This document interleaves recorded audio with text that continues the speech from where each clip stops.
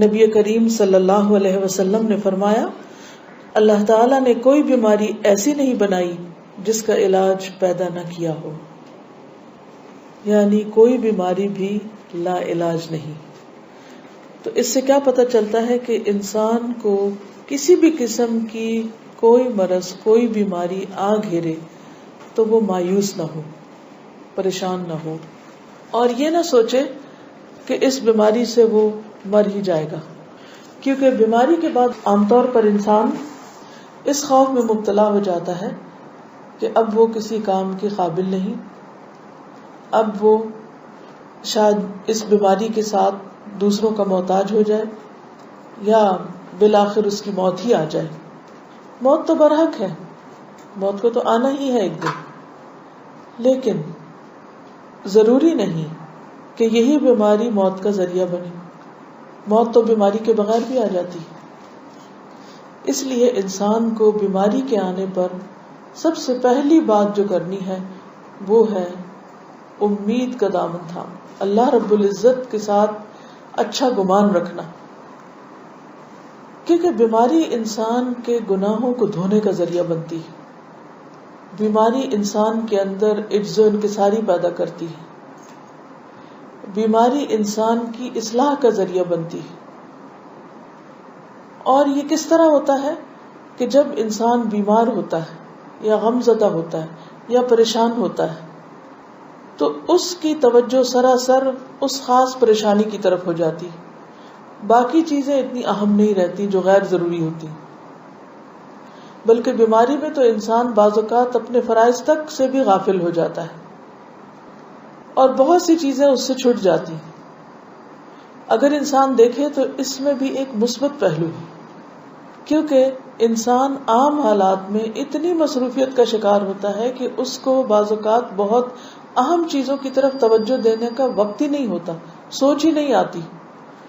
لہٰذا جب اس سے باقی سب چیزیں چھٹ جاتی ہیں اور وہ ایک طرح سے خاموشی اور تنہائی اور جسمانی طور پر کمزوری کا شکار ہوتا ہے تو اس سے بہت سے پردے ہٹتے ہیں، اسے اپنی حقیقت کا پتہ چلتا ہے، اسے اپنی آخرت کے بارے میں سوچ آتی کہ میرا انجام کیا ہوگا، میرے ساتھ کیا معاملہ ہوگا، کل میرا کیا بنے گا جب سب میرا ساتھ چھوڑ جائیں گے، حتیٰ کہ میرا اپنا جسم بھی میرا نہیں رہے گا، کیونکہ قیامت کے دن انسان کا جسم بھی انسان کے خلاف گواہی دے گا۔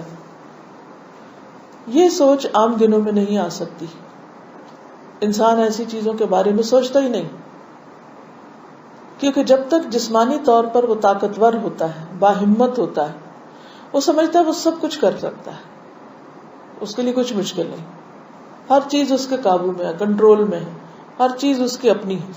لیکن جب بیمار ہوتا ہے تو پھر آہستہ آہستہ اس کو اندازہ ہوتا ہے کہ اس کا یہ خیال غلط تھا، اس کی یہ سوچ درست نہ تھی۔ اس لیے بیماری تطہیر کا ذریعہ بنتی، صفائی کا ذریعہ بنتی۔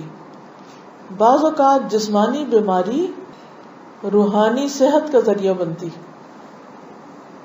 کیونکہ بیماری میں انسان کے گناہ بھی دھلتے ہیں، چھوٹی بیماری ہو یا بڑی ہو۔ جیسے ایک موقع پر نبی صلی اللہ علیہ وسلم نے ایک خاتون کو دیکھا جسے بخار تھا، وہ بخار کو برا بھلا کہہ رہی تھی، تو آپ نے فرمایا کہ تم اس کو برا بھلا نہ کہو۔ مومن کے گناہ بیماری میں اس طرح جھڑتے ہیں جیسے خزاں میں درخت سے پتے جھڑ جاتے ہیں، حتیٰ کہ مومن جب اللہ سے ملاقات کرتا ہے، یعنی بیماری کے بعد جب فوت ہوتا ہے، تو وہ اس حال میں اللہ سے ملتا ہے کہ وہ بالکل پاک صاف ہو چکا ہوتا ہے، یعنی اس کے جسم پر ایک بھی گناہ باقی نہیں ہوتا، بالکل صاف ستھرا۔ لیکن عام طور پر لوگ ایسے شخص کے بارے میں جو بہت سخت بیماری کا شکار ہو جائے بدگمانی اور وسوسے اور بری سوچ رکھتے ہیں کہ لگتا ہے کہ یہ شخص کو بہت ہی گناہگار تھا، اس لیے اس مصیبت میں پکڑا گیا ہے۔ حالانکہ مومن کے لیے وہی بیماری باعث رحمت ہوتی، وہ قطرہ قطرہ دھل رہا ہوتا ہے، اور پھر وہ تکلیف اگر وہ اس پر صبر کرے تو آخرت کے اجر اور درجوں کی بلندی کا ذریعہ بن رہا ہوتا ہے۔ لیکن عموماً انسان اس طرح سوچتا نہیں، شیطان انسان کو مایوس کرنے لگتا ہے، جہاں بیماری انسان کے لیے روحانی صحت کا ذریعہ بنتی ہے، وہاں بیماری شیطان کے وسوسوں کو مزید دعوت دینے کا ذریعہ بھی بنتی ہے، اگر اس کی سوچ مثبت نہ ہو، منفی ہو. اور منفی سوچ کیا ہوتی ہے کہ مجھ پر یہ بیماری کیوں آ گئی، اور اٹس ناٹ فیئر، میرے ساتھ ایسا نہیں ہونا چاہیے، یا بچے کے ساتھ ایسا کیوں ہو گیا. تو بہت سی چیزیں ایسی ہوتی ہیں کہ جو انسان کو اس حد تک پریشان کر دیتی ہیں کہ انسان کے ایمان کے جانے کا بھی اندیشہ ہوتا ہے. تو سب سے پہلی بات تو یہ کہ انسان پر جب کوئی بیماری آئے تو وہ کیا سوچ رکھے کہ اس بیماری کا علاج موجود ہے. پھر وہ اللہ سے دعا کرے اور علاج شروع کرے. بعض لوگ علاج نہیں کرتے، وہ کہتے ہیں کہ اب آ گئی ہے، اب یہ تو زندگی میں ساتھ ہی چلے گی، اس لیے علاج کی ضرورت نہیں. جبکہ علاج کرانا اور علاج کے لیے بھاگ دوڑ کرنا یہ بھی مسنون ہے، یہ بھی اللہ کا حکم ہے. ایک انصاری صحابی سے مروی ہے کہ ایک مرتبہ رسول اللہ صلی اللہ علیہ وسلم ایک شخص کی عیادت کے لیے تشریف لے گئے، بیمار پرسی کے لیے، جو زخمی ہو گیا تھا. نبی صلی اللہ علیہ وسلم نے فرمایا، بنو فلاں کے طبیب کو بلا کر اسے دکھاؤ. لوگوں نے اسے بلایا تو وہ آیا. لوگ کہنے لگے، یا رسول اللہ صلی اللہ علیہ وسلم، کیا علاج اسے کچھ فائدہ دے سکتا؟ یعنی اس کو اتنے زخم آئے ہوئے ہیں، کوئی فائدہ ہے علاج کرانے کا؟ کیونکہ سب سے پہلا وسوسہ شیطان کیا ڈالتا ہے کہ تم ٹھیک نہیں ہونے کے.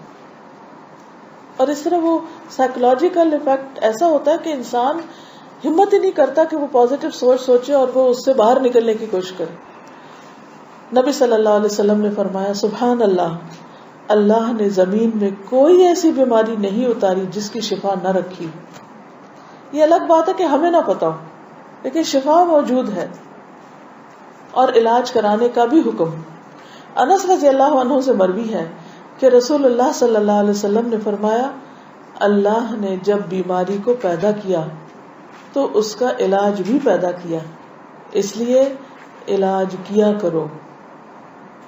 یعنی بیماری بھی اللہ کے اذن سے آتی ہے اور شفا بھی اللہ کے اذن سے ہوتی ہے. دونوں چیزیں اللہ سبحانہ وتعالی ہی کی طرف سے. لہذا ہمیں اگر اللہ کے اذن سے بیماری آئی ہے تو اللہ کے اذن سے شفا کو دعوت دینی چاہیے کہ اللہ تو مجھے شفا دے. دعا بھی کرے اور دوا بھی کرے. اسامہ رضی اللہ عنہ سے مروی ہے کہ ایک مرتبہ نبی صلی اللہ علیہ وسلم نے فرمایا، عباد اللہ، اے اللہ کے بندو، علاج کیا کرو، علاج کیا کرو، کیونکہ اللہ تعالیٰ نے کوئی بیماری ایسی نہیں رکھی جس کا علاج نہ رکھا ہو سوائے موت اور بڑھاپے کے. یعنی بڑھاپے کے بعد انسان جوان نہیں ہو سکتا، وہ پہلے والی طاقت نہیں آ سکتی، اور موت تو موت ہے، وہ تو آنی ہی ہے، چاہے کوئی صحت مند ہو یا بیمار ہو. لیکن چاہے بڑھاپا ہو، چاہے مرض الموت ہی کیوں نہ ہو، لیکن اس میں بھی انسان کو ہمت نہیں ہارنی چاہیے، امید کا دامن نہیں چھوڑنا چاہیے. اور کہتے ہیں نا کہ ڈوبتے کو تنکے کا سہارا، اگر تنکے کا سہارا بھی ملے تو بھی لے انسان. تنکے کو بھی نہ جانے دے کہ تنکا مجھے کیا بچائے گا، نہیں، بچانا تو اللہ نے ہے. کوئی پتہ نہیں کہ کس چیز میں اللہ تعالیٰ کیا قدرت رکھ دے، کیا طاقت رکھ دے. اب مثال کے طور پر جتنی بھی چیزیں ہیں ان کے اندر جو خاصیت رکھی ہے وہ کس نے رکھی؟ مثلا کھجور، اللہ نے بہترین غذا پیدا کی اور اس کے اندر شفا بھی اللہ نے ڈالی. اب جس رب نے ذائقہ اس کے اندر ڈالا ہے، خوشبو، اس کی شکل، اس کا رنگ، اسی رب نے اس کے اندر شفا کی تاثیر ڈالی. وہ رب چاہے تو کسی بھی چیز کے اندر ہمارے لیے شفا کی تاثیر رکھ سکتا ہے. تو شفا دینا اللہ کا کام ہوتا ہے، بندوں کا نہیں ہے. ایون اگر آپ ڈاکٹر کے پاس بھی جائیں تو اس کے دل میں بھی اللہ ہی ڈالے گا تو صحیح دوا آپ کے لیے تجویز کرے گا. تو ان سے بھی بدگمان نہیں ہونا چاہیے. مثلا آپ 10 ڈاکٹرز کے پاس جا چکے ہیں اور آپ کو کوئی فائدہ نہیں، تو آپ 11ویں کے پاس نہیں جاتے، آپ کہتے ہیں کوئی فائدہ نہیں، بہت آزما لیے، ایسے ہی ٹھیک ہے. نہیں، ہو سکتا ہے وہ 11ویں کے پاس اللہ نے رکھی ہو وہ کوئی چیز آپ کے لیے. تو اس لیے حکم کیا ہے کہ علاج کرتے رہو. اللہ نے کوئی بیماری ایسی نہیں رکھی جس کا علاج نہ رکھا ہو سوائے موت اور بڑھاپے کے.